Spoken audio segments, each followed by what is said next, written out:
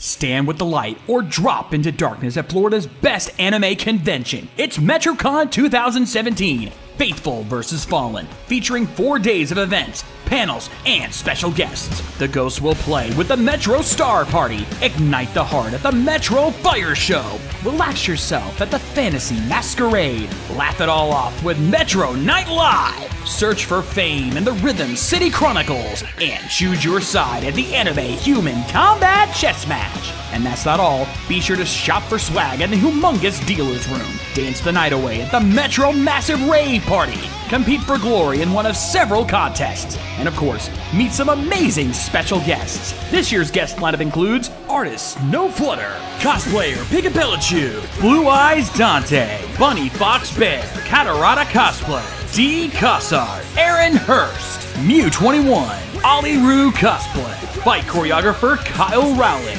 YouTube star TJ Omega, singer Caleb Hiles, and Jonathan Young, Ray Chase, Max Middleman, Robbie Damon, Paul St. Peter, Mary Elizabeth McGlynn, Christina V, Vic Manana, Metrocon favorite Scott McNeil, and the man himself, Steve Bloom. So head to metroconventions.com to get your tickets today. Then meet us at the Tampa Convention Center August 3rd through 6th, 2017 for 4 whole days of anime fun. It's Metrocon! Keep the gear turning on.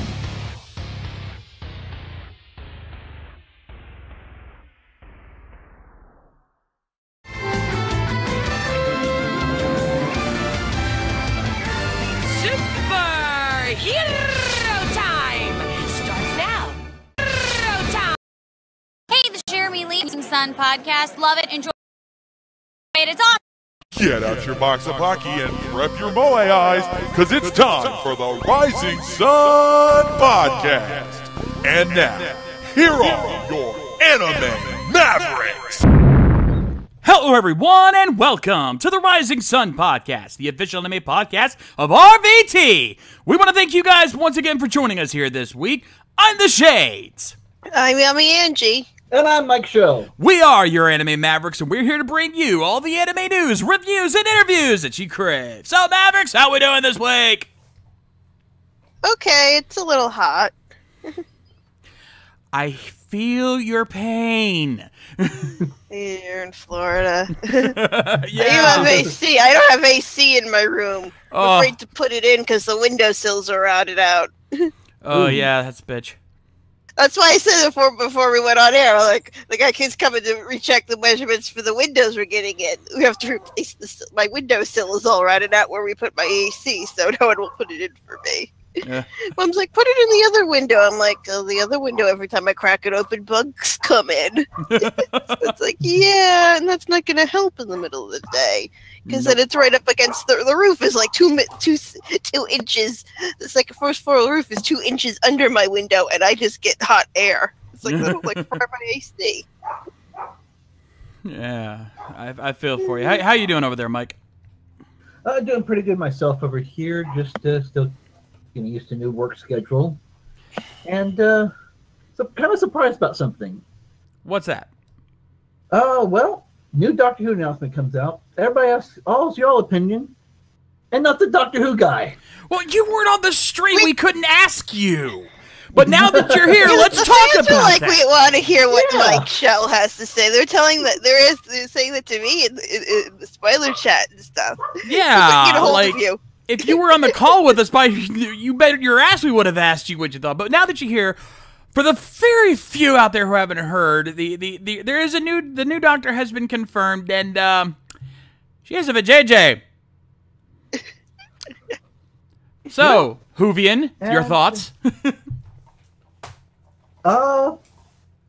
Good choice. I've not seen any of her work before, so it's going to be nice to see how I had looked her up though. She's only been in the industry about 11 years. First debuted on the London stage back in 2005. So not bad for such a short career, already getting to doctor status like this. But yeah, I'm gonna hold my thoughts until we actually see her in her first real episode next year. Yeah, that's the thing I've been saying about this whole time. Like, okay, yes, we have a female doctor now. Great, fantastic. But why is everyone getting up in arms about this? We don't even know how she's going to do yet. Yeah, I'm waiting for the first episode. I'm always waiting for it's like, yeah, let's see if we got a new showrunner and everything. Let's see how they write first though. Like it's the thing that this it's the guy who was behind the first two series of Torchwood, and he did Broadchurch, which our new doctor was on, and also David Tennant, and Rory was there too. So it's like, if you're interested in seeing what how our new show head is, or our new actress is, go watch Broadchurch and watch David Tennant be a grumpy Scottish guy too while you're at it. It's a little depressing, but murder show, but. But yeah, like I said, if the show creator and the main star have already worked together, they've already got chemistry. They know how they work together. So I'm excited for this. Yeah, we'll see how it plays out. But that's Doctor Who. We wanted to get that out of the way, but that's not what we're here to talk about tonight. Tonight's show is going to be irregular, to say the least. But not only with Angie's pick, but with the fact that we are not doing the anime news of the week tonight. I mean, there are some stories we could talk about. I did have a couple stories that I was looking at just in case, but there really wasn't anything that was, oh my god, we have to talk about this kind of story. So instead, we're going to change things up a little bit tonight. Because tonight, we're going to be talking about conventions. It is a major part of the anime fandom, and with our big anime convention, Metrocon, only a couple of weeks away, I think we need to talk about this. Because, and I mean this in a good way, because what we're doing tonight is we're going to be talking about things you can do to prepare yourself. Because for some of you listening to this could very well be your very first convention. And you may not have any idea what the hell you're getting yourself into here. It happens to everyone. I was completely lost at my first convention. Yeah, so was I. Me too. I couldn't even figure out where to park. I got lucky my very first convention because I was working with another group at the time, and they gave me some tips on how to prepare myself. So I got lucky, and even then, I still was just flabbergasted about what to do. So, yeah. So, and even if you are someone who frequents conventions a lot, you never know. Some of this advice might come in handy for you. Maybe there's something you never thought about before. So, let's start at the very basic. Getting to a convention in and of itself. Now, every con works differently, so some tips may apply differently to different cons. But the general idea is get your tickets as early as possible. Not because they're going to sell out. Most cons don't sell out that easily. But unless it's like VIP or anything like that, if they have any VIP packages, those always sell fast. Oh, yeah. But yeah, or like private ticket events. Yeah. The special things. But as Solasar points out in the chat, the earlier you get your tickets, more often than not, the cheaper they are. A lot of cons, including Metrocon, have special deals where the tickets are cheaper the earlier you get them. Yeah, Anime Next. They literally, like, the tickets go on sale literally the Monday after the con, and it's like, and they'll have a promo code to get like $5 off the early bird thing or whatever. So yeah, usually it's like, so if it's a con and you when you go to every year or whatever, it's like, it's like, so it's definitely, if you definitely know you want to go, it's like, oh, just like, hopefully, just hopefully take the plunge and whatnot. Yeah, save you a couple bucks there. How Metrocon does a tiered system where they start at the beginning of January, literally right after New Year's, tickets go on sale, and it's the cheapest they go. It's like $15-20 off for their tickets for the full 4-day pass.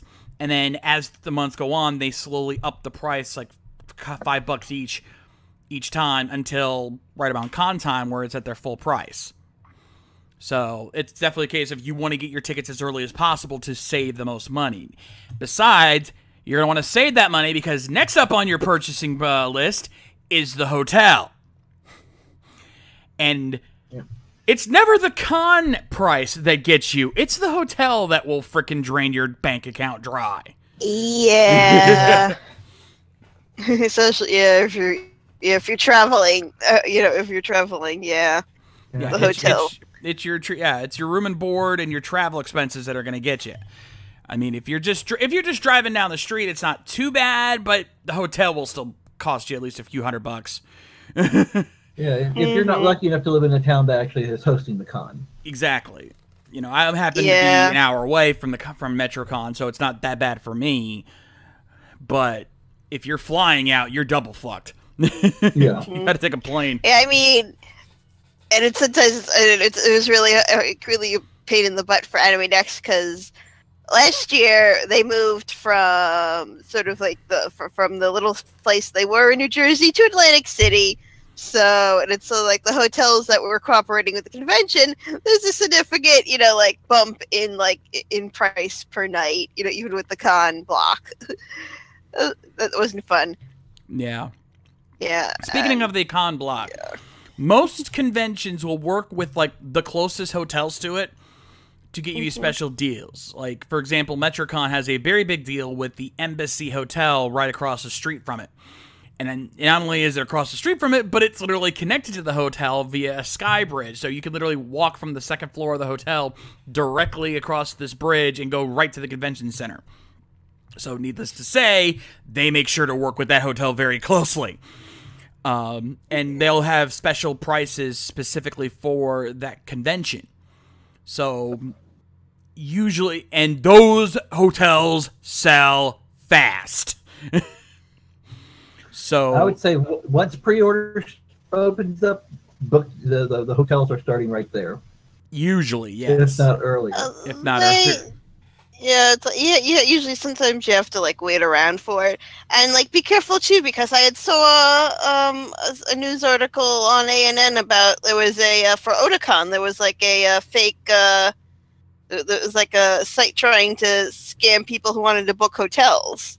Yeah. So I saw that the other day. That's it's another like, so be careful. Always make sure that you're actually using the actual company websites or actual con website.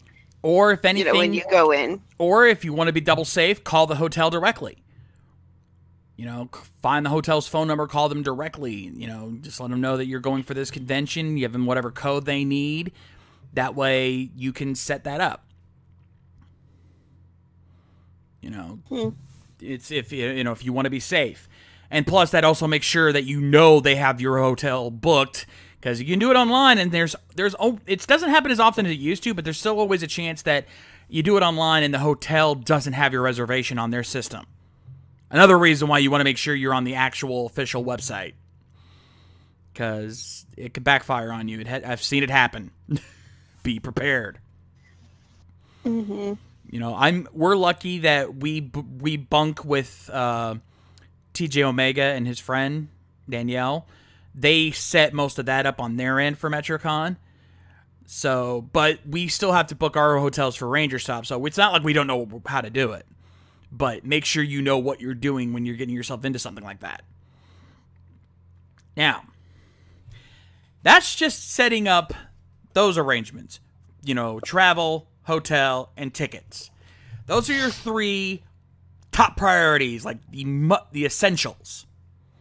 When it comes to getting set up to go to the con. Now we got to talk about con prep. Mm-hmm. Those. Unless you're doing cosplay. If you're not doing cosplay, which that's a whole other category in and of itself. Those last 2 weeks before the con, you need to start prepping up. Now, obviously, you have to have your essentials, clothes, hygienics. Whatever equipment you need to take with you. Hand sanitizer. Yeah, well, it's part of hygienics. Hand sanitizer. Yeah, yeah.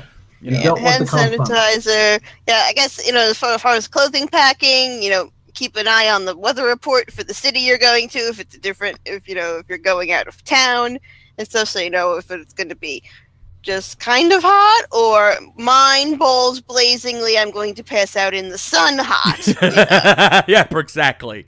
Because every once in a while, it'll be like the warmest day ever in Baltimore if you're going to Otakon, or it'll just be like, or they'll decide to have a panel line will be outside, because they can't fit the crowd into the hotel. So it's like, yeah, be sure of the weather. Know, like maybe like the UV index if you have to walk someplace. Because I brought an umbrella last 2 years in the other location for Somerset, New Jersey, because we were walking between hotels, so I had like my little Japanese umbrella to keep the sun off my head. Yeah. Sunscreen. So yeah, make sure you know exactly what you need to bring. Make sure you know what the venue is going to look like. Make sure you know what you're getting yourself into. And always have some extra cash on hand for emergencies. In case you forget something, or in case you realize you needed something you didn't have. Plan ahead for that. Now, that brings us to the subject that everyone's talking about in the chat right now. Food. Now, while some of you guys like Sensei Master have a good idea, remember, some cons don't allow food in the main area. Remember that. They may have deals that restrict you from bringing in your own food and drink. Be careful about that. Yes, always check the always check the con policies for what you can and cannot bring into the building in regards to food, props, or just about anything, Yeah. Every con has its own rules. Most will be posted online ahead of time so you can see, because you want to make sure, or at the very least, they'll have a convention guide ready on hand when you get there. Make sure you check it out. Make sure you know what you can and cannot bring. Trust me, it will save you from embarrassment. Now, that being said, go ahead. Yeah, there's nothing more important than rolling up to a space with a lot of food and then being told you have to dump it. Or, okay, everyone, it's like, because I've had that at certain locations in Comic-Con and New York Comic-Con. Some of the outside of venues, like the Madison Square Garden, you technically weren't supposed to bring food in. But they weren't checking that well one day, so I got lucky. It can happen. It just really depends on a lot of factors. That said, though, for a lot of cons that you have, if you're going to have a hotel room, you can probably bring your own food. You just can't bring it into the main convention area. So what you can also do is maybe have like full lunches with you in your hotel room that you can run back to and eat there, and then just, get some cheap snacks for the con floor. It's still going to cost. I definitely recommend like bringing cold cuts if you're gonna trek them from home or not, or find a like a supermarket deli to get some cold cuts, if you're gonna be like bringing stuff, you can always freeze the water bottles that you're gonna be using and use them as ice packs. Exactly. and for a cooler. Yeah. Hell, we go the extra mile and we bring like coolers full of like full meals that my that lady Kay cooks up prior to, and TJ and Danielle bring their own food as well. So we always have more than enough food. And hell, we give food to some of the other staff if they don't have anything, because we're just that kind of people. But at least make sure you bring enough food for yourself, because the last thing you want to do is run out of energy and pass out in the middle of the convention floor. I've seen it happen. It does happen a lot. You're so excited and so focused on going to all these panels and all these events and all these autograph signings that you forget to eat. And next thing you know, you suddenly realize, oh shit, gravity works. Plop. I mean, I recommend, it's like if find like the protein bars. Like protein bars are pretty good. I bring them to cons. I'll just have when I was working, I used to take one with me to work and have it for breakfast, because you get some protein. It'll help keep you full and you won't get like goofy, at noon later. And especially since you're up. On a side note on that, stay hydrated. Yes. As Slick Rick points out, bring a refillable water bottle if you need to, or at the very least have something in you. Have a bottle of something on hand. More often than not, yes, some cons are different than others, but most cons I go to don't get too strict about small things. Like a small, You know, having a snack bar and a bottle of Gatorade in your bag is probably not going to get you stopped. I mean, don't take my word for that. Every con's different, but most cons aren't going to make a fuss over that.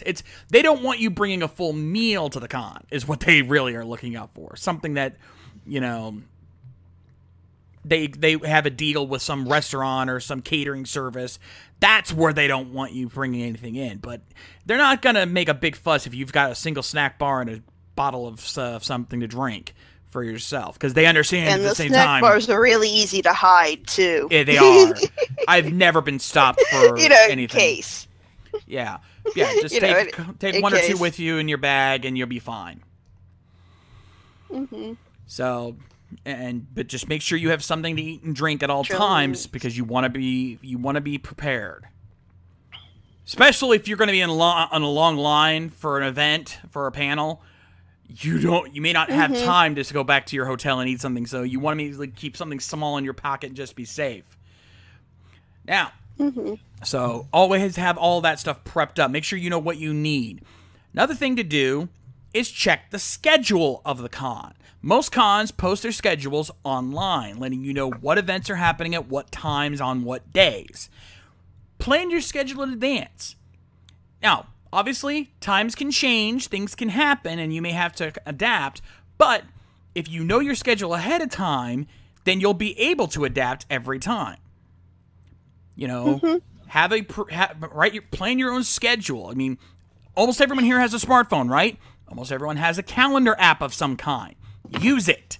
I set my schedule up well in advance. As soon as I get my interview schedule, I go on to Metrocon's website, and I see what all of the events are so that I know what priorities are. Color code by priority. What's the ones you need to see? What's the ones you want to see? That way, if you have to sacrifice something, you're like, okay, this got moved to here. I don't really want, I wanted to see this, but it's not that important to me. I'm going to cut that one out. Metrocon hasn't started using Guidebook yet. Some conventions use an app called I think they're working on their own app from what I've heard, but I haven't heard anything that they've done with it yet. So I think they're still. But even then, you know, use you guys Guidebook or whatever apps are available from the con, but don't hesitate to make your own schedule as well so that you can be prepared. Well, that way you can download a version and they could actually push updates to the guidebook. I mean, Anime Next has the Guidebook app, and it's pretty good. It's you mark over a bunch of things you might want to see. Backups, I would say, in case you don't get into the panel you wanted to. So, it's have backups in case the panel ends up being full or whatnot. Or, still having a backup panel that you might want to go to if you had to, decide between one or the other. If it gets full, maybe I'll just go see that one.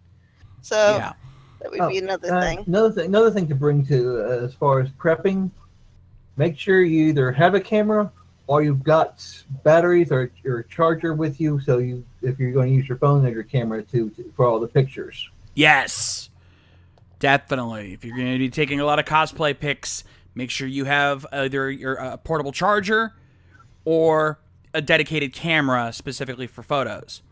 Because, Yeah, definitely, everyone has a smartphone, but I definitely, ration about how long you're on your phone. It's don't try not to use your phone to, constantly be on social media and stuff and drain your battery. Maybe bring your DS or something with a game to play instead. Definitely, ration out your, ration out your cell phone for the day. Because you don't want it to go dead and then it'll be 10 o'clock at night and you're like, okay, I have to go home creepy. No, you don't want stuff with that because... Yeah, or you can do what Slick Rick suggested and have multiple of those portable chargers carried around with you. If you're really going to be doing a lot of stuff on your phone, such as social media as well as taking photos, have multiple portable chargers as well as a home charger to keep your phone charged at all times. And make sure you've got enough outlets in your hotel room to plug them all in to charge them back up for the next day. Yeah, that's very important. Bring the other thing, bring a multi-port if you need to. Yeah. Bring a multi-port. Yeah, because sometimes outlets end up dead in hotel rooms. Sometimes they only give you a small amount, and half of them are being used by the lamps. Yeah. And I guess also in terms of like, like for social media and stuff, be aware that, Wi-Fi or cellular, everyone's going to be using it at the same time, so it might be slow as hell. So it's like another reason why you might just want to go dark for most of the con on social media, because you're going to tax out. You don't want to tax out the Wi-Fi, because just try and be courteous, because some of the vendors are going to be using their phones, with the that little square chip card readers and stuff. So also, be kind and courteous. Yeah, Slick Rick is giving some really good advice in here. Make sure you also have bags for your purchases, because you're going to a convention. Almost every convention has a dealer's room, which means there's swag to buy. Plenty of it. Make sure you have room for your swag. Don't just, fill up your suit. You don't bring your suit. Don't just have enough room in your suitcase for what you're bringing. Make sure you have some extra room for what you probably are going to bring back. Have an extra bag just for your swag if you need to. Because you never know what you might be bringing home with you. You may only come home with a couple of DVDs, or you could be coming home with a life-size replica of the Master Sword. You don't know. Be prepared for it. Yeah, and then remember, you may or may not have to carry it around the rest of the day with certain things. So try not to over binge on buying shit at once. Yeah, but I think like swords and stuff, they might hold it for you until the end of the night. Most giant props, replicas, and large items the vendors will hold, or the con will have a holding place for you, so that you can hold on to it, or they can hold on to it, so you can enjoy the con. And then at the end of the weekend, or at the end of the day, you can go back and get it and take it back to your room or whatever, so that you're not dragging that around, pissing off security. Yeah. Because it's like convention centers have really cracked down on some of that stuff. Oh, trust me, Tampa Convention Center definitely has been cracking down lately. You have no idea. I mean, going in Atlantic City, you're not supposed to have fidget spinners with you because of there's metal in the ball bearings. Yeah. That's how anal they've gotten about live steel. Yeah. So make sure that lightsaber you're bringing in doesn't have a metal hilt. Yeah. Because that also counts as mileage still. Navi found that out. Yeah, luckily it was Thursday online to pick up the badges. Yeah, most cons do. That's another thing. Make sure when if you're going there for the full weekend, get there a day early so you can get your because most cons will let you pick up your badges a day early.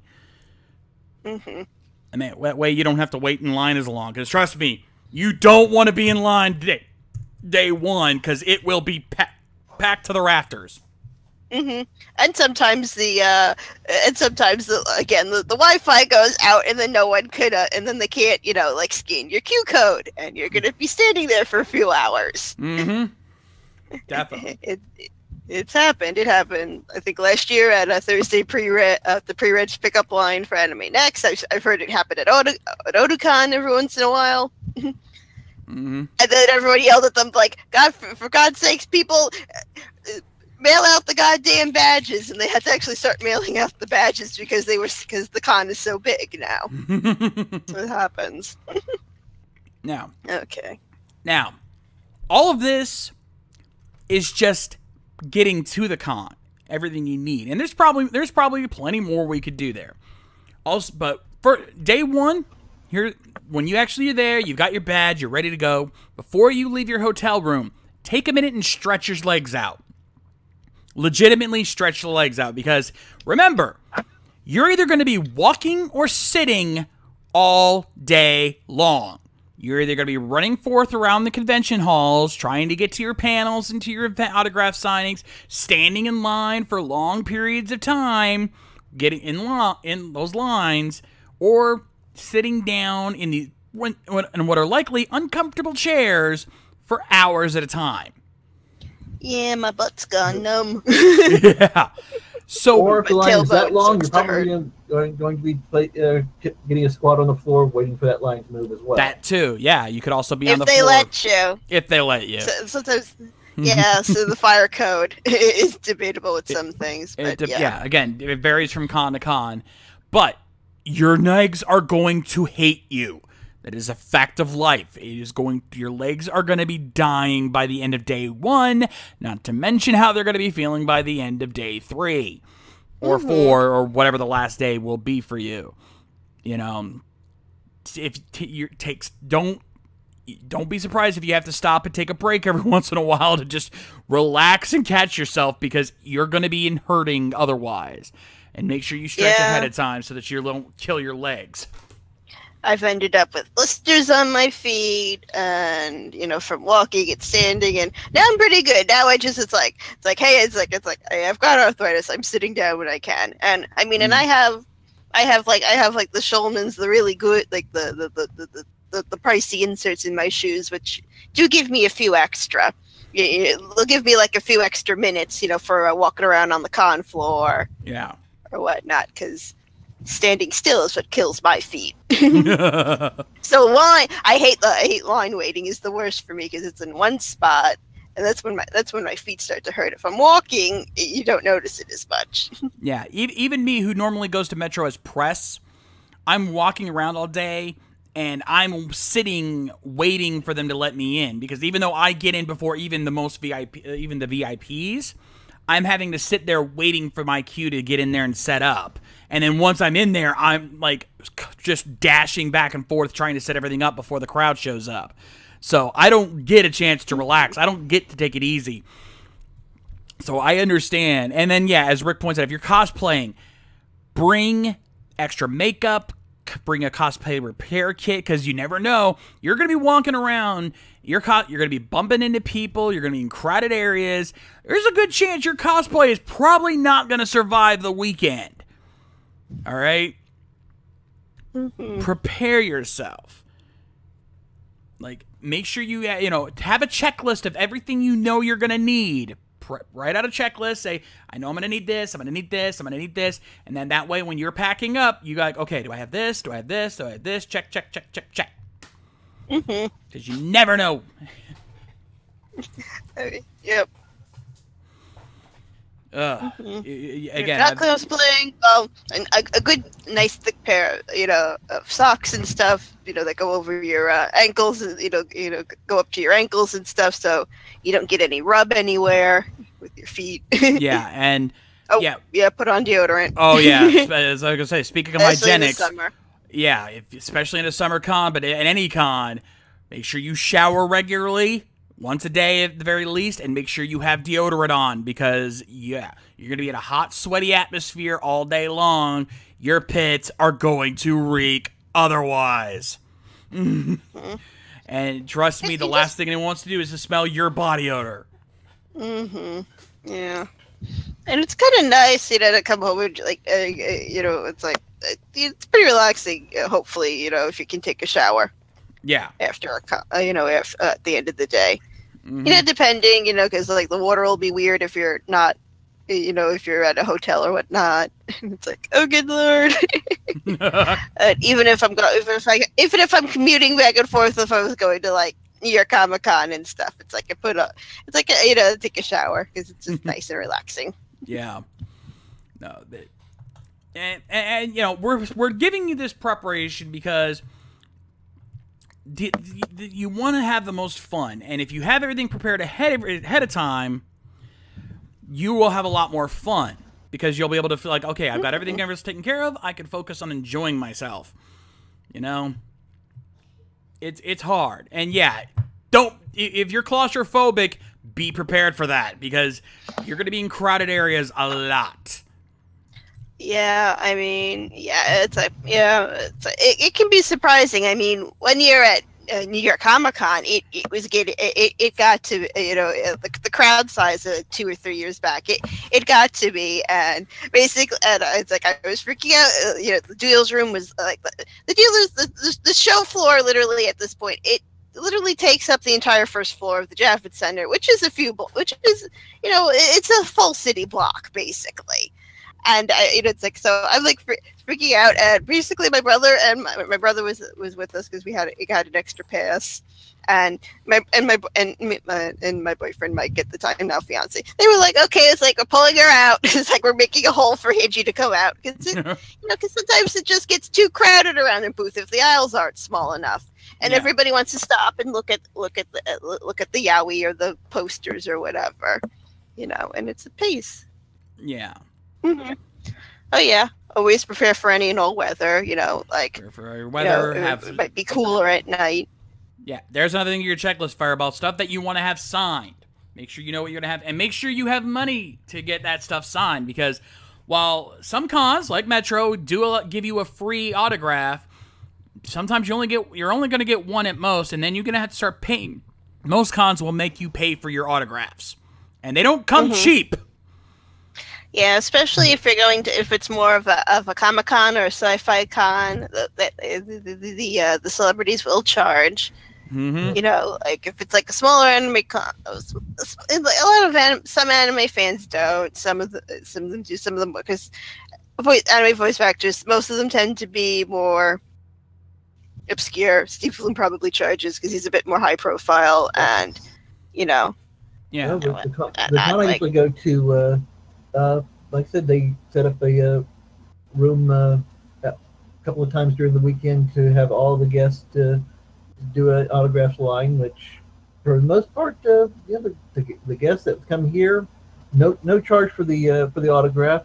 If you want something a little bit different or special, maybe some audio clip, then they may charge a little extra for that. But for the most part, and the other thing I would say is it's like try and get there early for that, and like try and like respect the con staff who's trying to organize the line, because chances are they might screw up, because I hear it every con about it's like I thought this was the line, and then someone else in a different shirt comes by that's a higher class decides to start the line in a different spot and stuff. So it's like lines might move, like where lines should be forming are might be up in the air depending on what con you're going at. Like try to be nice to the con staff, even if some of them do turn into jerks when they've had to yell at the third person, to turn their badges around because they don't remember, because those goddamn badges always manage to flip themselves backwards. I know, right? Every goddamn time. And then you look down and you go, oops, sorry. Yeah, or they think you're standing too close to a door or whatever. It's like, try not take it personally. Just kind of say, "Sorry, man," and move on. Seriously, and, unless they try and physically grab you or something, because I don't think they should do that. No. Unless they're security, because security doesn't give a fuck and probably isn't, actually. That's probably actually building security, and they don't give two shits. But if it's at that point, if building security is coming to grab you, probably at that point you've probably earned it. But if con staff is telling you to just kind of like, hey, can you just move aside a little bit? Don't be a dick. Don't be a dick. And lines in and out doors might be subject to change during the day.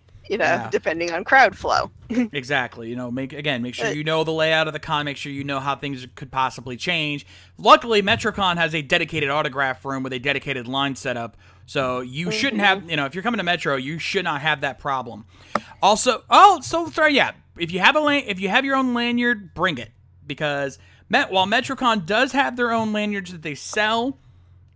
Normally, if you just get the pass, they're going to give you this cheap little line. They're just going to keep this cheap little string to hook it up. So you want to have a lanyard, because those strings do not hold very well. I would know.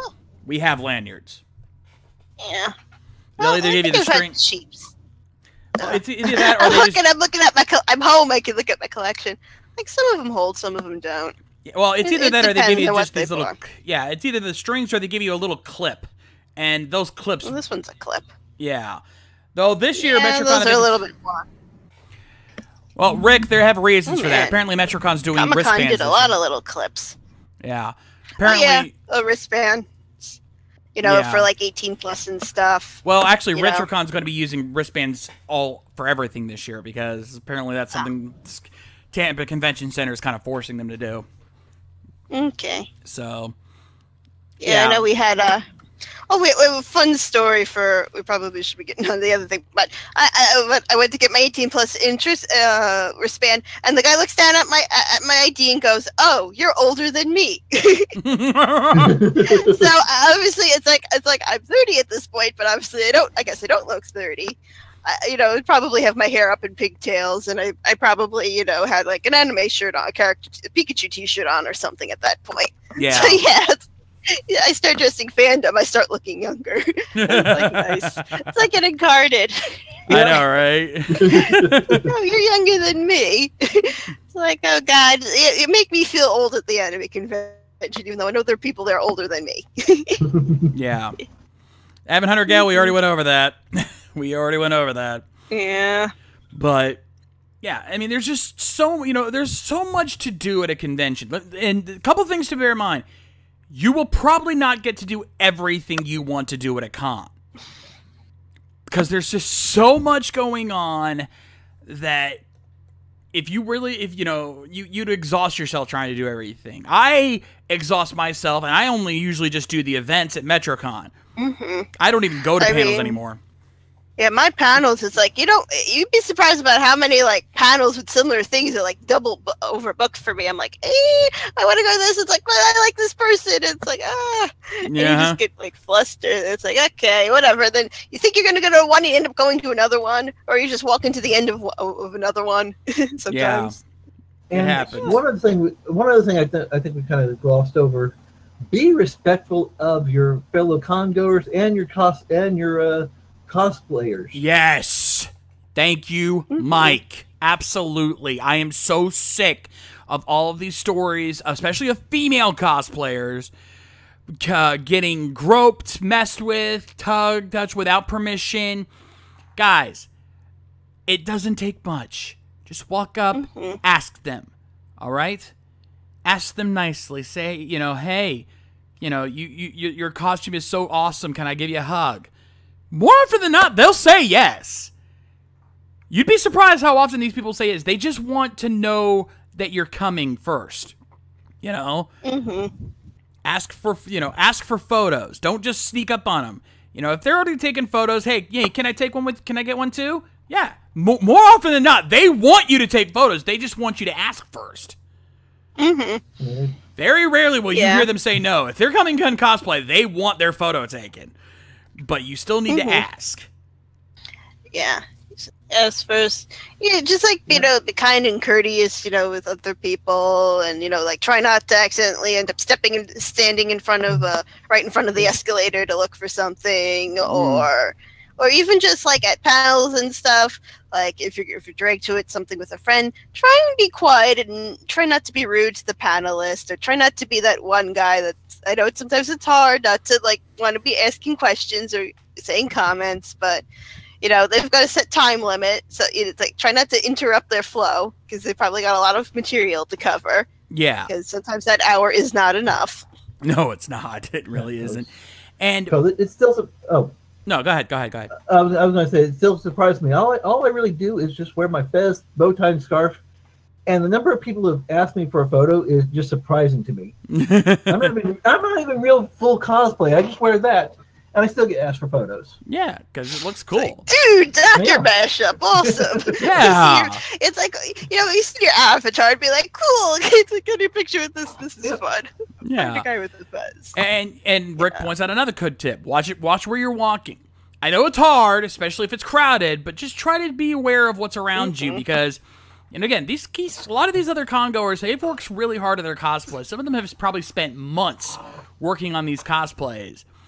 If something happens and out of your control, and you end up damaging someone's cosplay, it's an accident. It happens. Just apologize, but at least try to minimize the odds of that happening. Watch where you're walking. It's hard, I know. Or just if you're moving at a booth, if you're stepping back, try to make sure you don't accidentally step back into somebody, or you'll be like, oh, sorry, man, because it's like, I'm really bad. It's like I don't realize someone's behind me. And I do it too. Don't feel bad.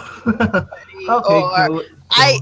My other thing is the other good one I do is accidentally like oh shit, someone taking a picture of that cosplayer over there. Yeah. But, shoot. Speaking of cosplayers, if you're going to a con with events like Metrocon with stuff like the chess match, Star Party, and everything like that, don't be afraid. Don't hesitate to check those events out. Like, seriously, a lot of them are a lot of fun. There's a reason why I record all the events at Metrocon every year. I know Seth Films in there, who is one of the cast members for Star Party, since he's promoting it so much. Don't think I don't catch that, buddy.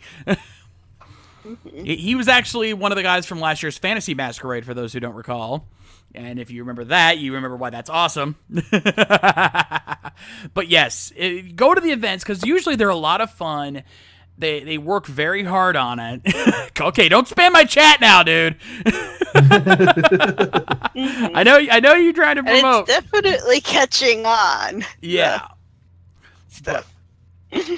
But yeah, go to these events and enjoy them, because a lot of them are a lot of fun. They put a lot of work into those, so make sure you do that. And of course, yeah, if you're going to take cosplay photos, post them on your social media, because trust me, people want to see that shit. And a lot of a lot of cosplayers will go online after the weekend and try to find pictures of themselves. So go to the see if there's a Facebook group for the con. Yeah, and share your photos on there, because there'll be people can say, "Hey, there's me! Yay, cool! My photo's up!" They like that stuff. That's yeah, because sorry. No, go ahead.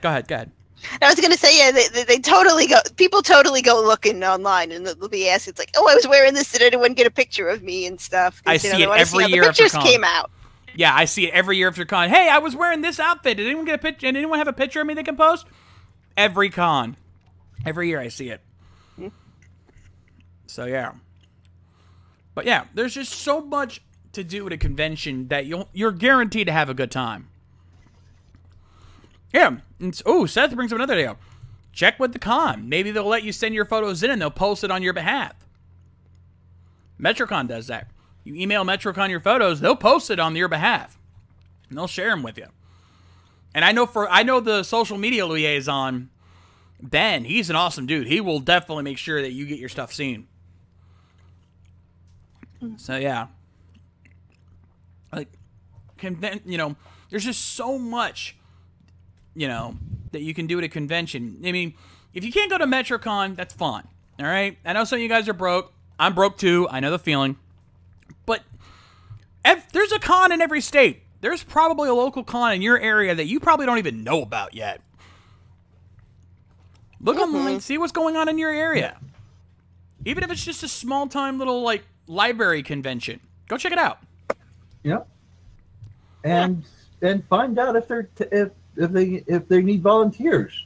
Best way to get into a con, see what it's like, and probably not have to, and you get the free access into it. Oh yeah, a lot of cons do volunteer work. They'll have volunteer staff who work for a few hours throughout the weekend, and then for that extra work, you get a free pass.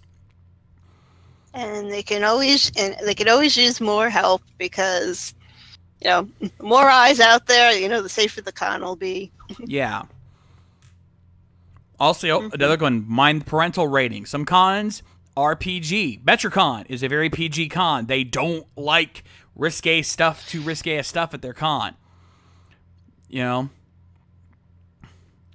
So definitely go out there and find out what the con's rules are, what's allowed, what's not.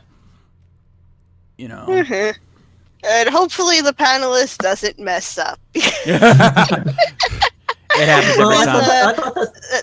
That's happened with certain things. Oh, good Lord! Was it a Disco Tech panel with Mike with Anime Network's Mike Tool there, and he's managed to put in a DVD, pull up the menu, and and it'll be the shower scene from Street Fighter or something. Oh God! Yeah, he's done it twice. I thought that's the reason why you go to panels to see if they do mess up. Yeah, but like 1 year, it was like, it's like there was like a really, in the promo was like a really hyper-violent clip, and there was a little girl. Oh. who was there because she missed because they were there for the Munchkins, and there was, because he had donuts for that one. Ah. Yeah. Ooh. And she was there because she had missed the Sailor Moon panel because it had gotten canceled. Aw. Like, Fireball But, with another yeah. good tip. Go to the bathroom before a panel or before going into the con itself, because once you're in a panel, you're not going to want to leave. Yeah, sometimes it's hard. It's like it's always good. It's like I love having Mike. We are like line buddies, so one runs off to the bathroom, the other one holds our place in line. So if you have a con friend, or you get really chummy with the guy next to you, and they'll hold the place in line so you can run out to the bathroom. Or that's why staying hydrated, it's an interesting challenge, because also be mindful you might be stuck in the same room for a few hours. Yeah. Because sometimes they don't. Yeah, this year at Anime Next, the panels were literally running up against each other with like no 5-minute warning, to stop. I was constantly like late for my next panel because the other one was running right up to the. There wasn't like a 5-minute overlap mark. Jesus. Like, Also, Soul Boy, welcome to the madness, my friend. If you were expecting something else, I apologize, but topic. But yeah, as Seth points out, this is a long episode. Yeah, this is gonna be one of our longer episodes lately, but for good reason. I think we really wanted to cover this. But yeah, as Seth Films points out, cons are awesome. Definitely don't take this as us scaring you away. In fact, this is minor stuff compared to how much you're going to be doing in these cons, and you're going to love every minute of it. It's so much fun getting around the convention floor, seeing all these awesome cosplays, checking out the fun events, seeing all the amazing people. Like, for me, getting down to see some of my favorite voice actors is always such a blast. Like, this year, I'm going to be meeting, I'm going to be scratching a mark off my bucket list this year by interviewing Steve Feising Bloom. That's freaking awesome. And I've gotten to meeting some awesome people. I've met guys like Johnny Young Bosch. I've met guys like Crispin Freeman, Kyle A. Bear, all these amazing VAs. Last year I got to meet Christina V. Just all these amazing people. And in those experiences, man, I'm practically friends with Scott McNeil thanks to going to Metrocon every year. Like, he sees us like, hey, buddy, what's up? We're shaking hands. I've had drinks with the man. Like, Yeah, people form friendships, or maybe, see what you like. It's, it's like, just go to random panels. It's like, oh, that's got a weird title. Just go and see and find, go to the panel. Maybe you'll learn something you didn't know, or you'll just you'll laugh your ass off because it's a hilarious clip show panel of crazy anime deaths or something. Yeah. There's so much to do. I guarantee you, if you go to a con and you just go out there and have fun, you will not regret it one bit. Which is why we're taking this time, instead of doing the news, to dedicate to talking about this, because we want to encourage you guys to go to conventions, support your local anime conventions, and go find some new stuff to have fun with. Even if you can't come to the cons we promote, like Metrocon and Ranger Stop, again, there's probably a local con in your area. Go check it out. Maybe you'll meet somebody. You'll meet some new friends. You'll make some new, meet some new friends. You'll get the chance to meet some awesome people, and who knows what'll happen after that. Yeah.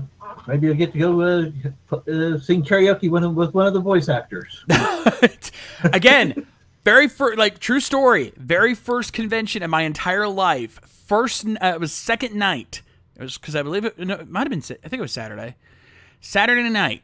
I had just had an interview with Scott McNeil, which was freaking awesome. That night, I had to call Lady K to pick me up because I didn't have a ride that night. And as I'm walking out into the pickup area of the convention center, there's this bar that's basically a gazebo-looking bar just right across the way, right across the pickup area. And I see Scott and a few other con-goers over there, Scott McNeil, and I just walk up to them, and nobody knew who I was. Scott barely knew who I was, but none of the other people knew who I was. I've never met those people before in my life. I just said hi, and I just said I was, they asked what's going on. I said I'm waiting for my ride, and they invited me to sit down and join them. And I got to sit down and have a beer with Scott McNeil at my very first con. That was freaking amazing. Very first con, I got to have a beer with Scott McNeil. Like, you don't get that kind of experience with, anywhere else. And I made my wife's night that night, too, because, you guys know how much Lady K loves Scott McNeil. She sings his praises every chance he gets. That night, as I'm sitting there having that beer, it dawns on me, like, wait a minute. My wife's coming to pick me up. She's one of the biggest Scott McNeil fans I know. And I'm sitting next to the son of a bitch. So, I look over at Scott. I'm like, hey, dude, by the way, my wife's coming to pick me up, and she's a bigger fan of you than I am. And that's saying something. Do you think you could just come over there and say hi real quick? He didn't even hesitate. He's like, yeah, sure, man, no problem. Sure enough. My wife pulls up. Me and Scott walk over. And my wife, I think she was in her PJs even. She hadn't even gotten fully dressed. I believe she was kind of upset at that point. She was mad because she had to call all the way down there to pick me up. I mean, it was an hour drive. So she was already pissed. And this was like 8, 9, 10 o'clock at night. So she pulls up. And then me and Scott walk over. And she right away was like, who's that with him? Who's that with him? And I'm like, honey, you want to come over here real quick? I got someone I want to say hi to. And I'm like, yeah. Scott, this is my wife. Honey, this is Scott McNeil. And they shook hands, they hugged. And that ride home, she wasn't mad at me anymore. She was my ear to fucking ear the whole way home. I met Scott McNeil the whole fucking way home. It was amazing. Yeah, Dizzy, if you're interested in Metrocon, it's in Tampa, Florida. August 3rd through 6th. If you restart this stream later, I have my little commercial that plays at the beginning of every stream. Definitely check that out, and you'll see not only when is it, where is it, and who's going to be there. We've got guys like I said, Steve Bloom is the big guest of honor. Scott McNeil's coming back this year. Mary Elizabeth McGlynn, Vic Mignogna, Christina V, Max Middleman, Robbie Damon, Paul St. Peter, Ray Chase. We've got YouTube stars Caleb Hiles and Jonathan Young coming. TJ Omega's confirmed as an official guest. Just a ton of people. Well, Georgia's not that far, dude. It's a couple-hour car drive. It's not too bad. Oh, if only you lived in Georgia again. Okay. Still, that's, it happens. Still. But yeah. Well, Georgia had Atlanta used to have still has its anime week in Atlanta, I would say, for if you were living in that state. But yeah, but he says I guess he no longer lives there, so oh well. It was worth a shot. There's probably like anime cons, it's weird. For what you hear is that like sci-fi cons and comic book conventions, they're shrinking, but the anime cons are kind of growing, and they're still continuing to populate because our people like to hang out for a weekend at a convention center. Yeah, it's true. All right. So always something to do. That just gives you guys some idea of what to expect at a con. And I actually just got a text with some love from Spade Ace for doing this. I guess he's watching at home as well. Spade Ace, as you guys know, is also the director of the Star Party. So definitely show some love for him. But I think it's time we move on. Again, we're not doing the anime news this week. We're already an hour in, for Christ's sakes. We're already going way over time. But oops, sorry. Hey, no, I'm just as guilty. What are you apologizing for? I'm just as guilty of this as anybody. We all wanted to do this because this rare episode. Angie and Shades are on a roll. Yeah, hey, this is a big deal for all of us. We're all big anime fans. We're all big convention goers. Like, this is a big fucking deal. Yeah. So let's have some fun. But in the meantime, let's get to today's anime. Angie's picked this week, and yeah, the irregularity continues because we're taking a look at. Oh, and I forgot to do the transition, but yeah, we're taking a look at the irregular at Magical High School. Now, I'm not gonna lie, I've got my reservations about this one because my shoujo senses are tingling. No, not too much. Actually, technically, I missed the first episode, but Mike was watching some of it, and I watched like a little bit of a later episode, and it wasn't that bad. And this got stuck in my mind because everyone was asking, "Oh, what's?" It's like, "Hey, Angie, are you gonna watch?" I was like, "Are we gonna watch Gundam Wing?" Because you were talking about it. I'm like, "No," but actually, but the main character of this one is sort of my type because I seem to have a thing for very cool, badass, like young teenage soldier characters because I love Hiro Yui. I love, Bucky Barnes, the Winter Soldier. No, I mean, I've loved him since the Ed Brubaker things. I'm pre, the movies, so I love that version. So it's like I've got a type, and this guy's it. So let's see. We'll yeah. I'll be truthful. I've got a boyfriend. All right, well, we'll see how this plays out. Now, for those of you who are new here, who have not watched The Rising Sun before, how this works is, of course, in the description below, we have a link to the anime. We will not be showing the anime on screen. However, I do have the timer up, so you'll know where we are.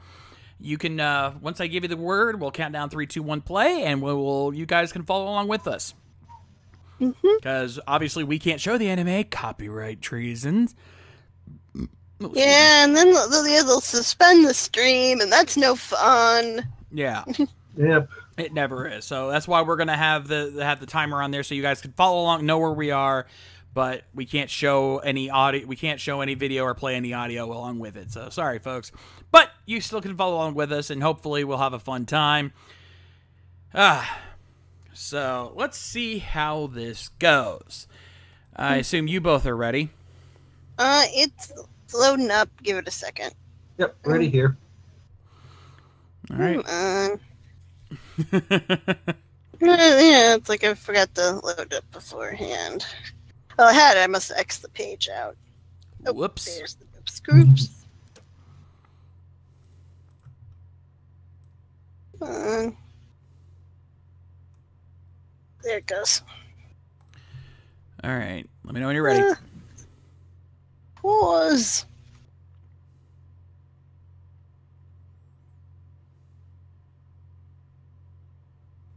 Ugh, it's lagging.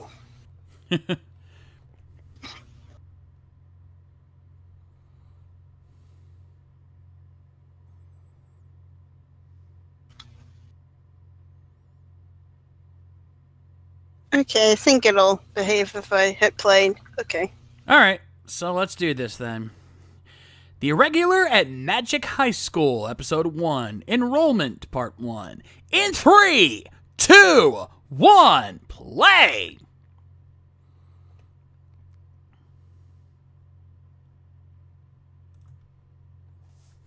No? Oh, for fuck's sake, now it just froze on me. Do you need me to stop? Yeah. All right, everyone stop, rewind. I am sorry. That's all right. Refresh your pages if you need to, folks. Sorry. We want to make sure we're all on the same page here, and if one of us is behind, well, that's not going to be any fun. Okay. It is just... Oh, and we have a Spade Ace in the chat. Oh. Yeah. And he's warning us to brace ourselves. That's never a good sign. Oh, it's high school. Yeah, it's a high school anime. What do you expect? All right, you both ready? It's reloading. I am sorry. Don't worry about it. It happens. I've had it happen to me plenty of times.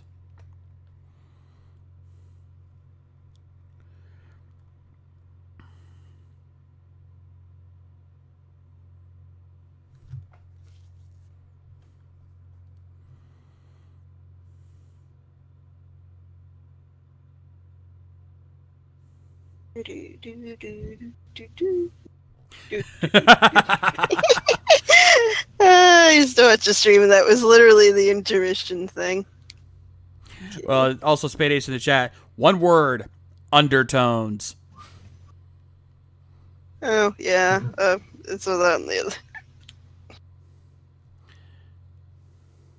You almost ready there, Angie? Well, it's giving me the exclusive stream for honey buns. Ah. Is it paused and ready to go? Yeah, I got it paused. Okay. Okay. Let's so try this recount. again. Let's cross our fingers and try this again. Episode 1, Enrollment, Part 1. In 3, 2, 1, play!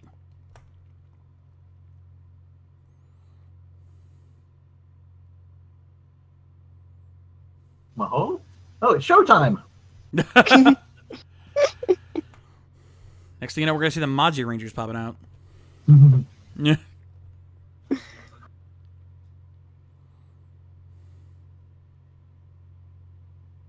Ooh. Ah, cold. They're having the opposite of global warming. Yeah, global cooling, the nuclear winter type problem. Of course, World War III had to break out at some point. Wait, 2045? Oh, wow, that took longer than I screw expected. Oh, wow.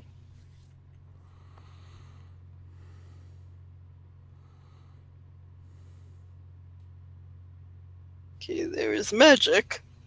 And they prevented us from having. All these continents and countries merged together, and yet somehow Japan still is its own thing.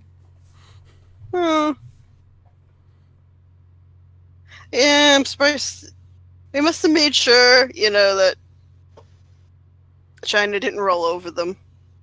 But they took over everyone else, clearly. Well, I guess if anyone's going to use magic technology like this, Japan would know what the fuck they're doing. Yeah. Mhm. Well, they got all their ideas from China, but...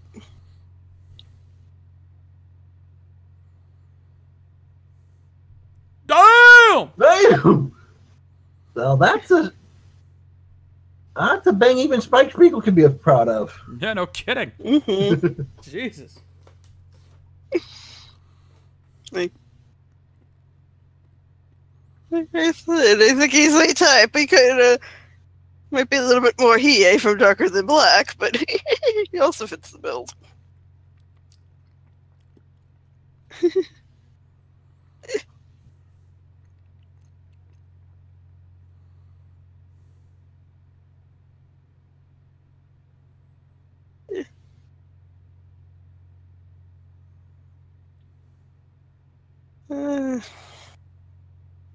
So no.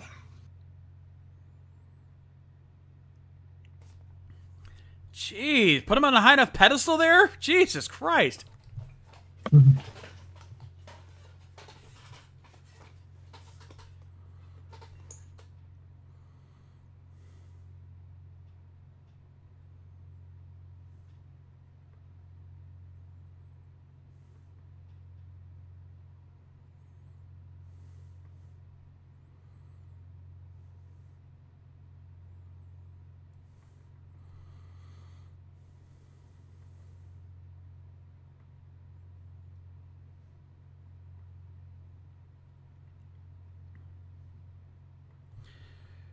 Oh, God, these two are way too close.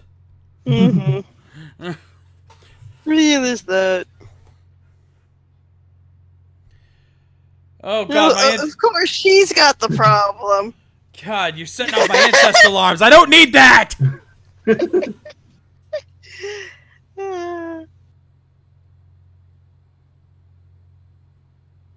He's in the support class. Uh-huh. I've been watching My Hero Academia. He's in the sidekick class.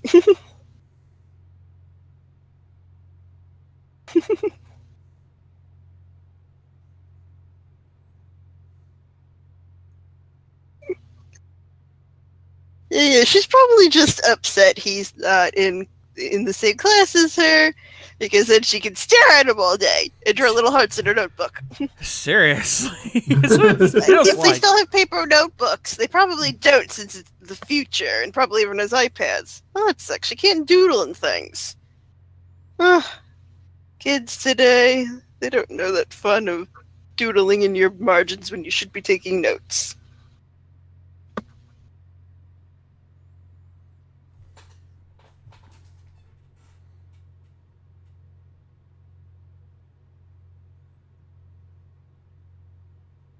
Hmm.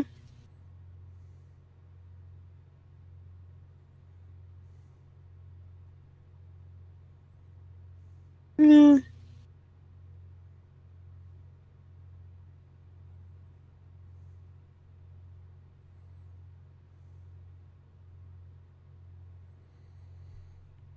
Of course, student council No wonder president. she's nice. Yep.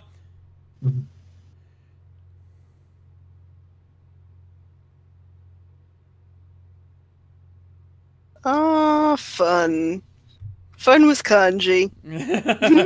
Gotta love it. It's usually anime Yep. or manga. It's 80% fun with kanji and puns. Oh, Lord. Not only is the incest alarm going off, but my harem senses are tingling.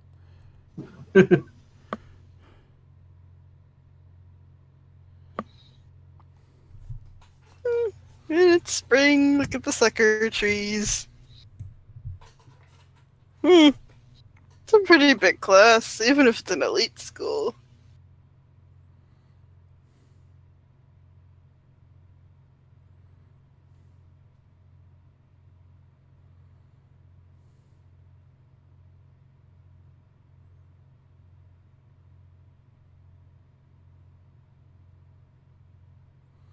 And now we have the nerdy-looking girl.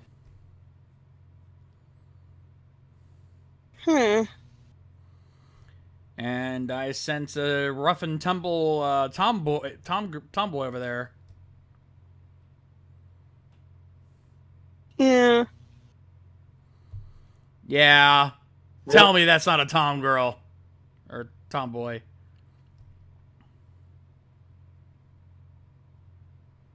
The athletic, super strong, tough girl. God, I can tell these tropes just by looking at them, for Christ's sakes. Yes. You've just met your best friends. Mm-hmm. No,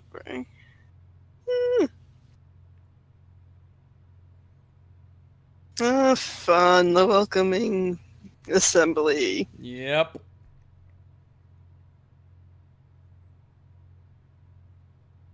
Oh, we really didn't have to listen. Not all of that, anyway. Oh.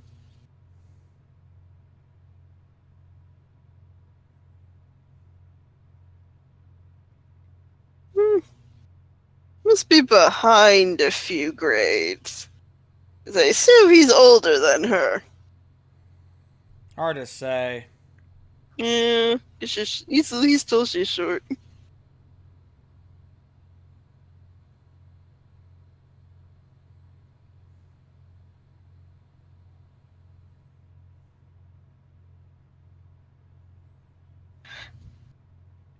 Mostly I'm trying to figure out why some girls seem to have, like, little shawly things coming out of their jackets and some don't. I was noticing that too. Yeah, it's like I could tell the difference between the main classes and the I would like to reserves. explain that. Ah.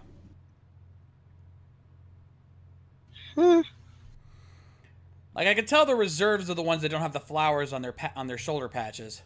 Yeah, so those are they're in the lower class.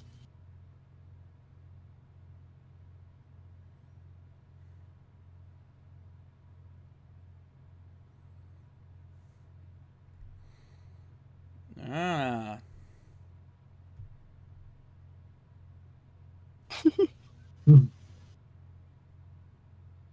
Actually, since and we have like little different designs.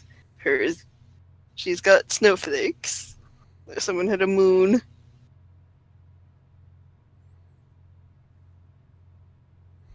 Oh, I sense jealousy in that guy back there.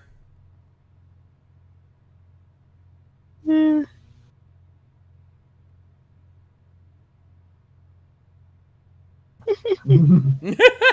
Shut down, damn.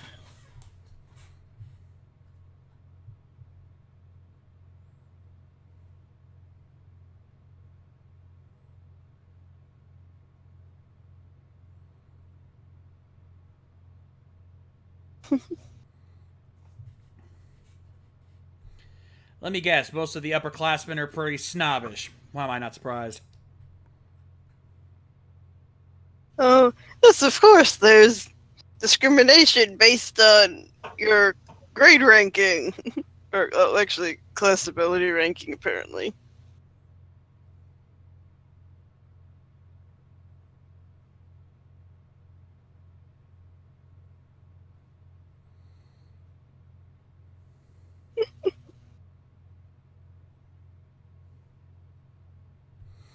Oh, he looks like he wants to be a dick. I don't think we're gonna like him for a while.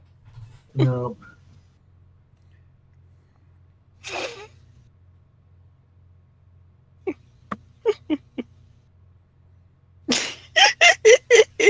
Just so funny.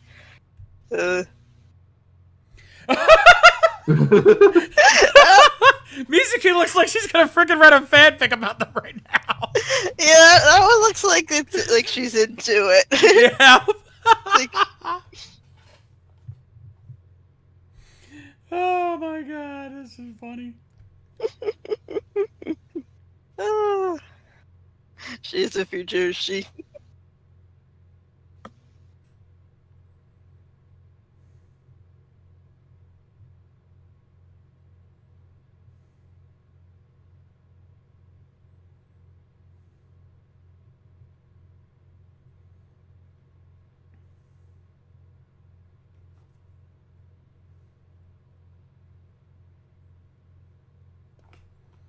Ooh.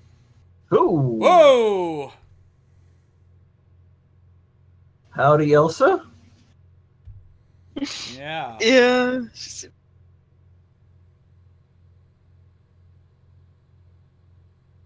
Yes. Please stop freezing the countertops.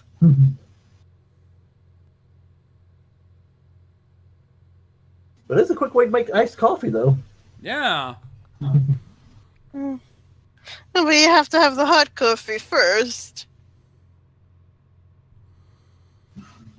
I think it's gonna percolate hot first. I mean, you can cold brew it, but that takes hours. But it does taste pretty good. Oh. Oh. She has magic roller skates, and he's I running. think she's floating on frost. Yeah, that was kind of what I was getting. Whoa, look out! Ninja!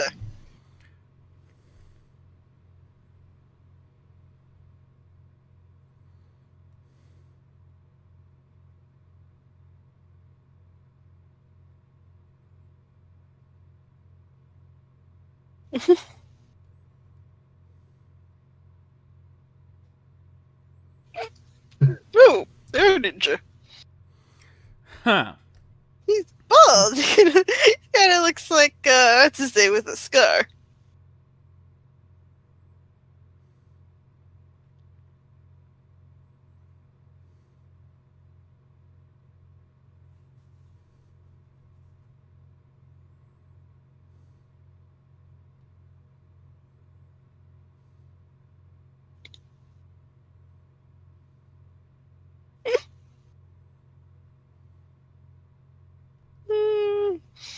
He's dirt. Of course. Oh, yeah, there it is! There it is! Yep. God, couldn't have a show like this without the pervy old sage.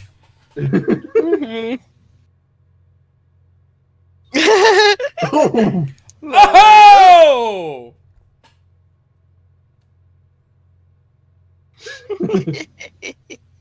Oh, he laid everyone out. Oh, we missed it.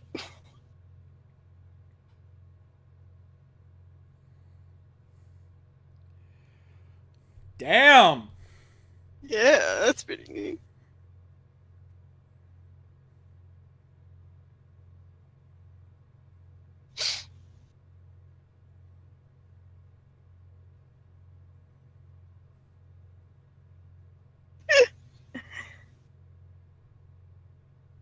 This is actually kind of entertaining. Yeah, I won't lie. This is actually kind of fun to watch.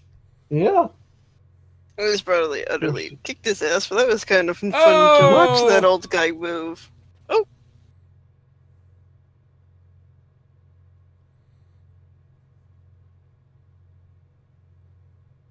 Oh.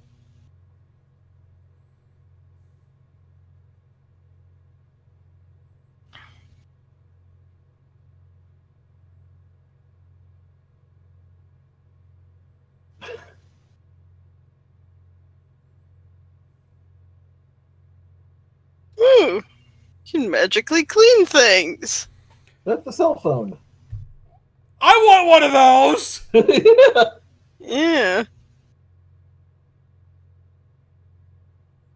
Be so convenient, and Can that thing clean and you houses just too? chuckle If on so, yourself. I'll take 3. That's amazing. I like that the ninja guy isn't all scruffed up.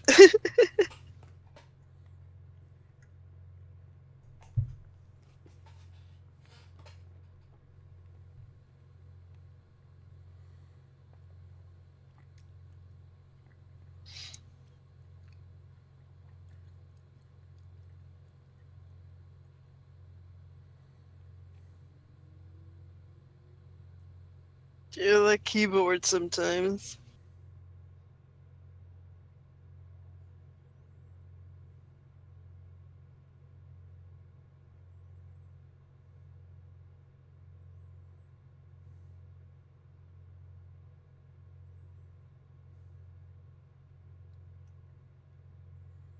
So if they don't usually type on keyboards, how do they interface with the school website to register for classes? Is it a touchscreen? I mean, we're not being... Because it might be just fine. I don't know. I think keyboards are a little bit easier to type on. Oh. Once the actual keys, not touchscreen keyboards.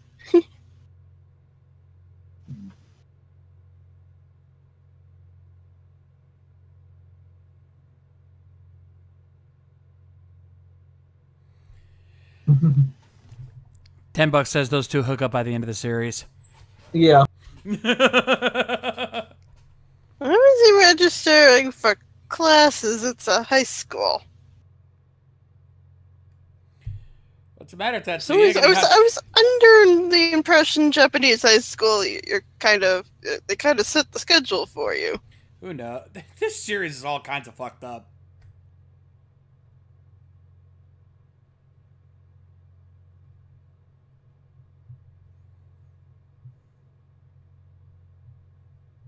Unless they registered late for school in general.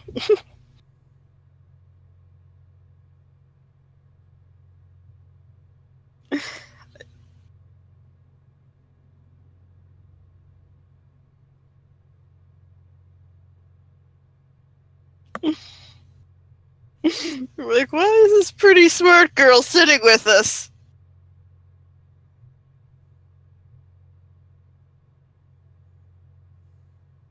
I'm sitting with...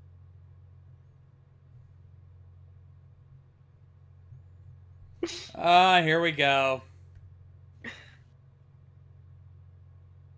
Yeah, they just just rather yell. Yeah, it's the thing. Barely ate anything.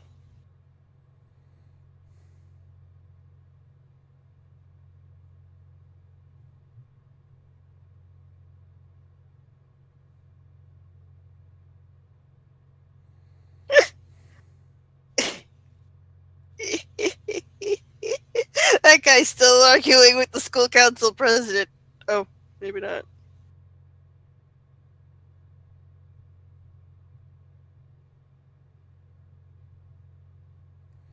Yeah.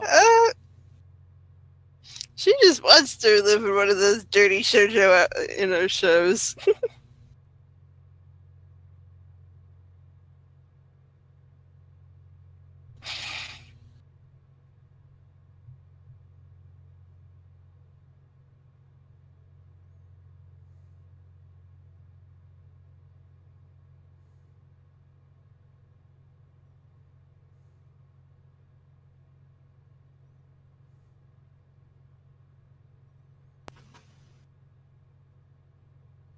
Yeah, I'm not sure first year should be this elitist this early. No kidding.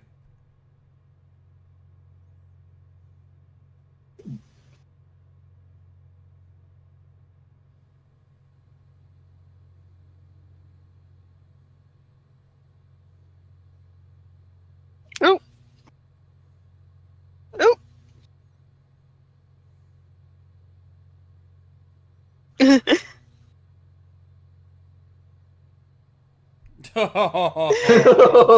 Well, you're both being stupid, so she should cook you with that baton.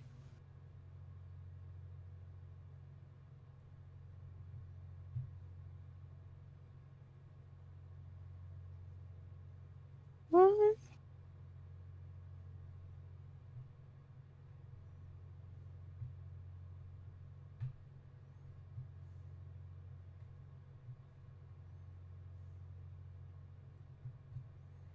Oh boy.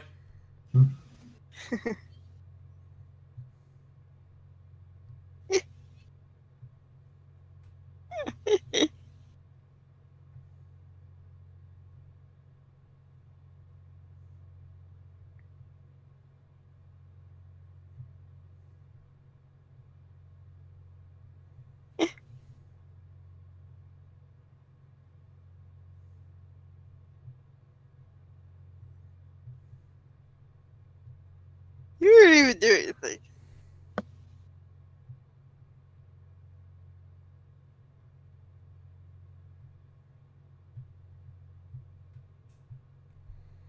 Ha ha.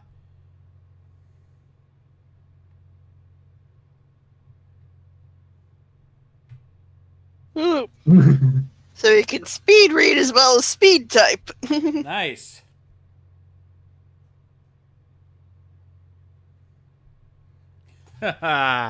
So he uses his lower rank as a defense, basically saying, "Hey, you expect me to do subterfuge? I'm just I'm a low level student. What the fuck are you talking about?"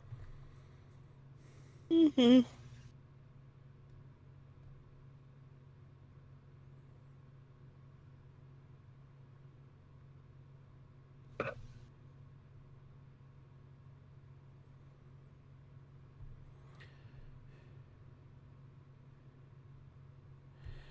And time for ending music.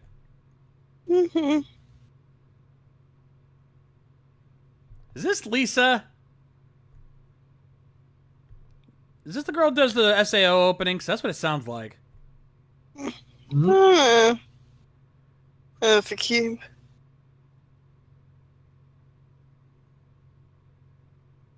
Mm-hmm.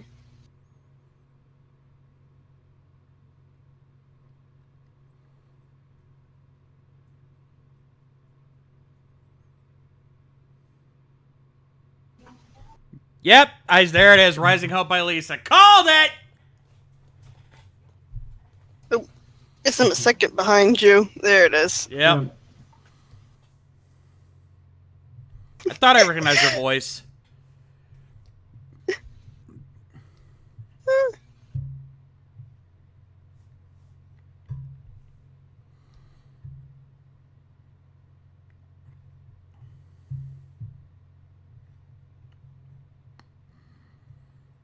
This is fun. This is probably the regular opening.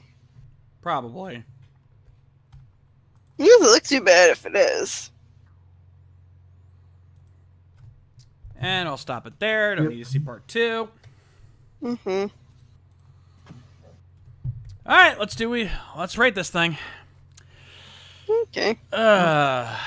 I'm not sure about this one, to be completely honest. I mean, animation-wise, it looks great. The effects look awesome. The character design... Admittedly, the character designs look kind of boring, to be completely honest. Like... Yeah. I think it might be a light novel, so... which explains some of the things, but yeah, no, the character designs are kind of...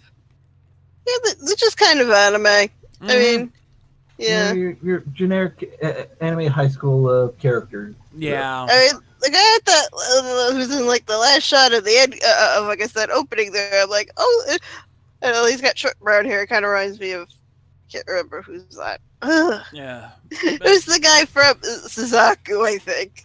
Yeah. From Code Geass. Everyone starts to look samey after a while if you watch too much anime. It does, but like even by that standard, like our main protagonist, I swear to God, I've seen a guy like that in almost every anime out there. Yeah, that's definitely becoming. Yeah, I mean, it's like that particular hairstyle is definitely becoming a little bit too common. Not just the hairstyle, on regular antagonists. The overall facial design. Like I've seen a dozen characters with that same face, the same hair. Like, good God, man, there's nothing unique about it. There's nothing about it that stands out. You know, that's the thing. Like the main protagonist, the hero of the story, should stick out like a sore fucking thumb. You know, I'm not sure this guy wants to, but yeah. That's what I'm saying. Like, say what you will about Yu-Gi-Oh's ridiculous hairstyles. You know who the main character is. If you were to put all of the like known characters in a lineup and then ask someone who had never seen this series to point out who the main protagonist was, I guarantee you nobody would be pointing at Tatsuya. No. Nobody would point at him because he does not look like a main protagonist.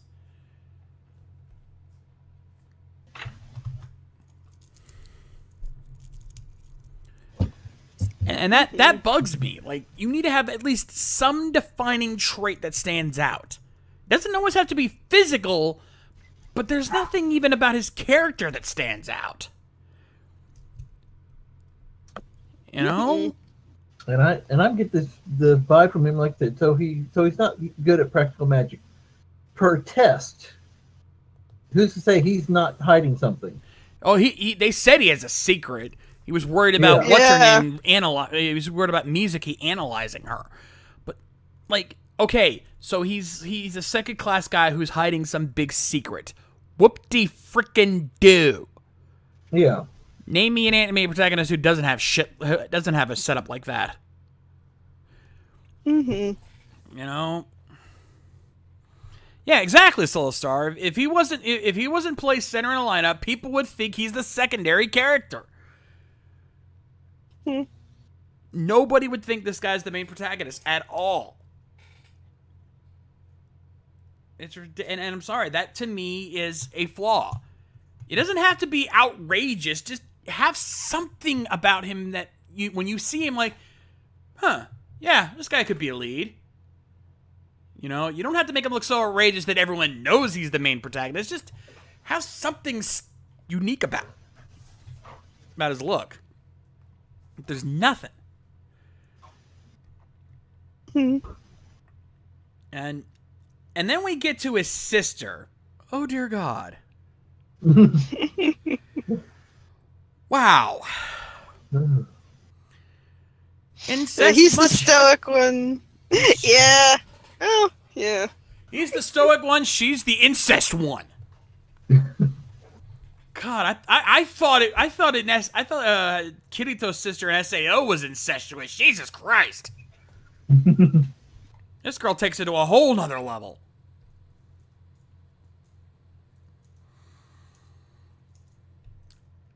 And the sad part is that's her defining trait. That's the only thing about her, like, aside from the fact that she can use ice magic, apparently. But other than that, yeah, that's all we know about her. So she's an ice witch that loves her brother a little too much. But I have more interest in the secondary characters than I do our two leads. That's a very bad sign in your first episode when I have more interest in our secondary characters than I do the lead. You know, I'm more curious about what side the student council president's on. You know, I get the feeling she's hiding something. Well, so I'm wondering when Erica and Leo are going to hook up. Thank you. Yeah. I'm more interested in that tale. That's sad. Sentai Master, go sit in the corner. Go sit in the fucking corner with that. Terrible. Terrible. Oh. I suppose. Seriously. Watching anime, everything is secretly punny. Yeah, that's true. Still, like, yeah. And so, final rating on this, would we watch more of this, Angie? I think I will. It seems okay for like a high school anime show, and I'm also slightly on this kick about it's just like I'm getting fixated on the the Japanese education system lately, because it seems like we have this, we have My Hero Academia, it's like, okay, it's like oh my god, it's like are the manga creators technically trying to say it's like, dude, we're doing something wrong with our with our education system here, and we're like ruining people. Well, each is on Mike. Magic and anime in high school anime. I'm gonna have to get a pass on this one. Yeah, I'm inclined to agree with you, Mike. For once, not all three of us agree, because I'm sorry, there's nothing about this that really jumps at me. Yeah, I definitely see the potential in it. The potential is there. It's not hooking me. No, it's not. Well, who knows? But not the worst thing I've ever seen. Nope. Yeah. But that's Angie's pick for this week. If you guys have any suggestions for anime you'd like for us to check out, pop me an email at gcon85@gmail.com. Remember the rules. Only official websites or YouTube channels will be accepted. No straight comedy, shoujo, or drama anime. 10 to 30-minute episodes only. No first episodes only, unless you have a damn good reason otherwise. And please be sure to provide a link with the anime along with the series title in case your link goes dead, which has happened. And in the meantime, it's time for us to change channels and see what's happening over on AMTV. And since we spent so long talking about it earlier, I think we need to bring a little more love to Metrocon. And it's kind of a tradition that every year around this time I play this video as one last little bit of hype. So we're going to keep the tradition going. And this time, I can honestly say it's coming from one of our guests for Metrocon this year. But it's a video that I think really sums up what Metrocon is and why I go to this con every year. And if you have not seen this video yet, or if you've not seen anything from Metrocon, let this video be your introduction to how awesome this con is and why I promote it as much as I do. And you'll see what I mean when you check out tonight's video here on AMTV.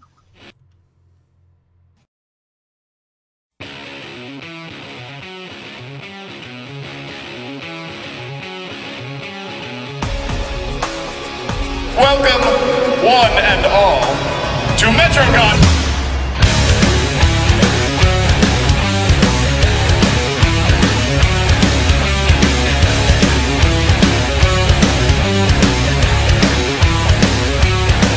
We are the black sheep, dirty freak, red-headed stepchild. We are the born bad nomad, turn it up and get wild. We are the stones that keep rolling.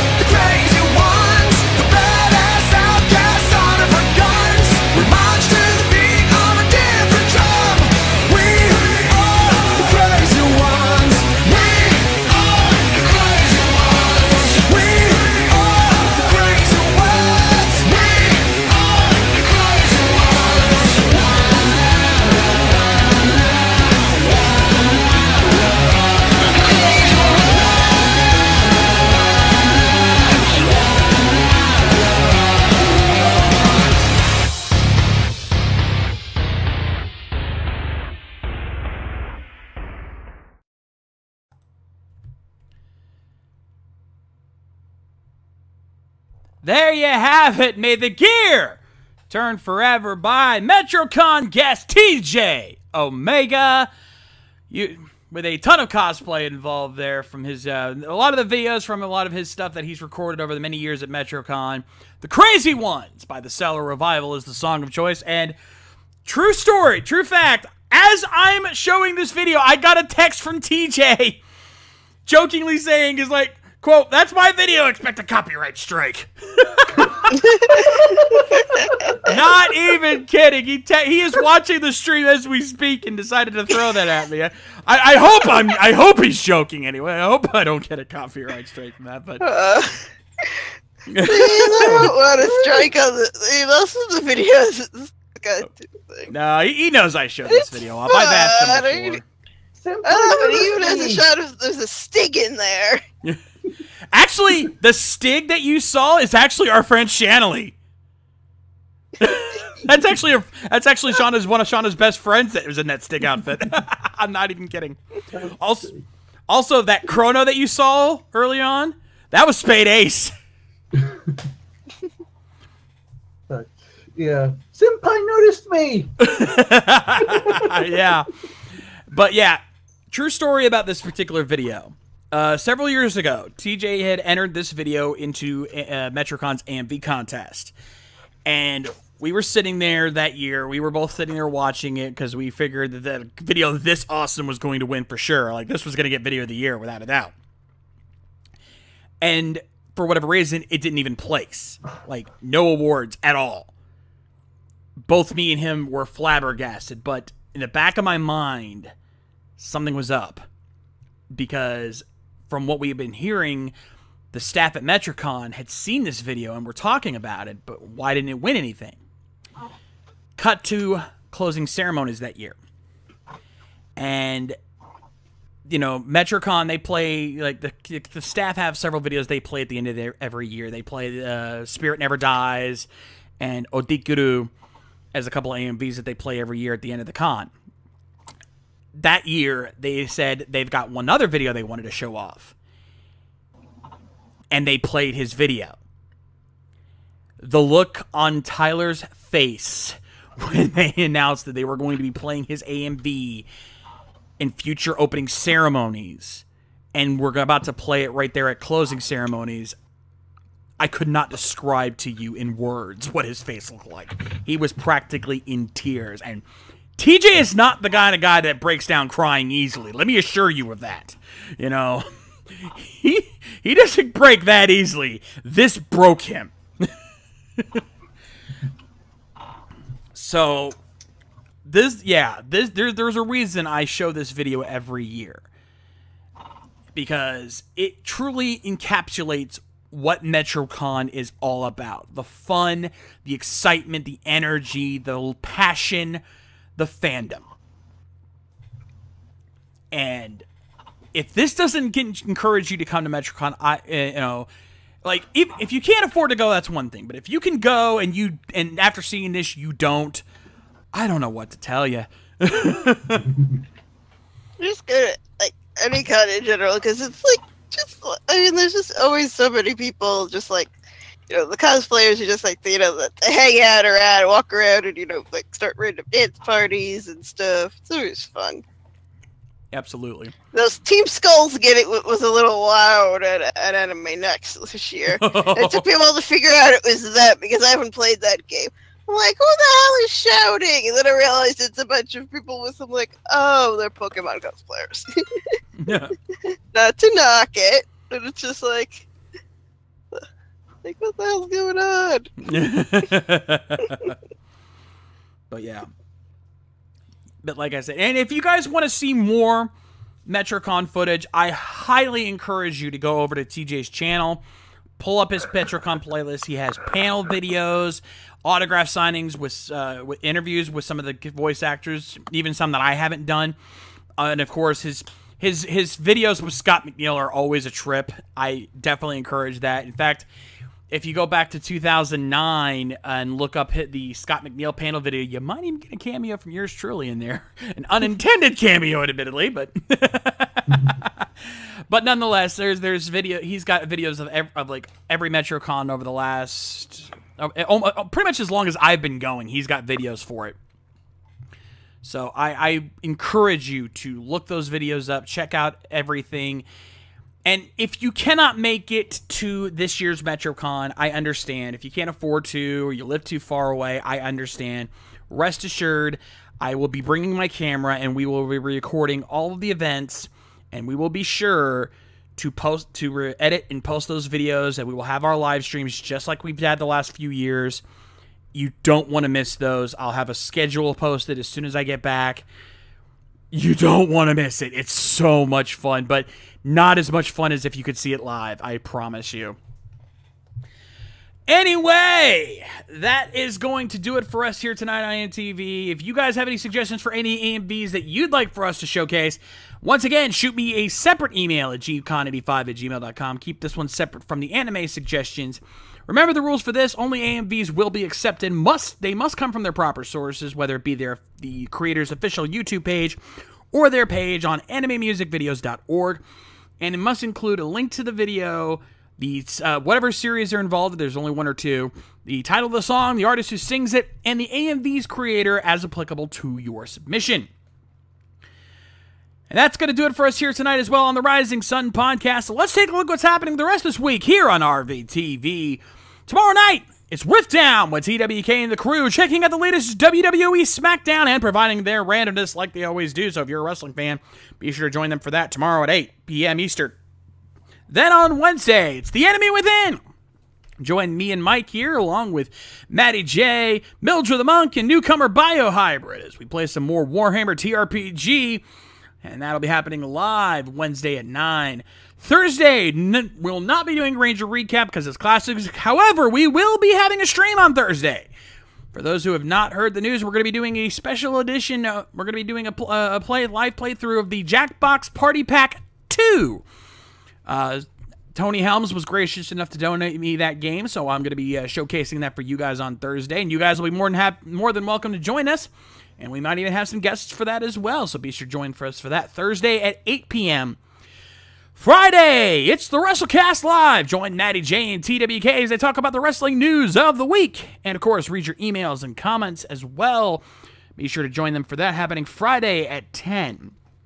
Then on Saturday, it's the Helmsman with Tony Helms and the gang playing more games online for you. It's going to be wild. It's going to be crazy. It's going to be nuts.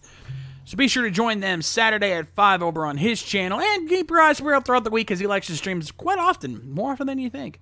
Then on Sunday, it's Toku Rifts Live. We'll be checking out the latest episodes of X-Aid, Q Ranger, Amazon Season 2, and Dino Force / Kyoryuju Brave. So all you Toku fans, be sure to join us for that Sunday at 7. And then, of course, on Monday, we'll be switching things up with the Shades Plays. I'll be continuing my playthrough of Fallout 4. We've journeyed into Vault 88, so find out what's happened since last time. Let me just say there's some big changes in store. We'll be exploring the vault and covering its secrets next Monday at 8 p.m. And that's happening live here on RVTV. And of course, if you want to support the streams, we've got our social media all listed in the description below, as well as my Patreon. If you guys want to help support the shows and make these shows better than ever, then make sure you check that out and don't, subscribe for even just $1 a month. Would be much appreciated. It'll go towards making these shows more badass than ever before. So be sure to, please, any support would be greatly appreciated. But in the meantime, we want to thank you guys for joining us as always here on RVTV. We are your Anime Mavericks, and we will continue to bring you all the anime news, reviews, and interviews that you crave. I'm the Shades. I'm Yummy Angie. And I'm Mike Show. And we'll see you guys next time. Rock on!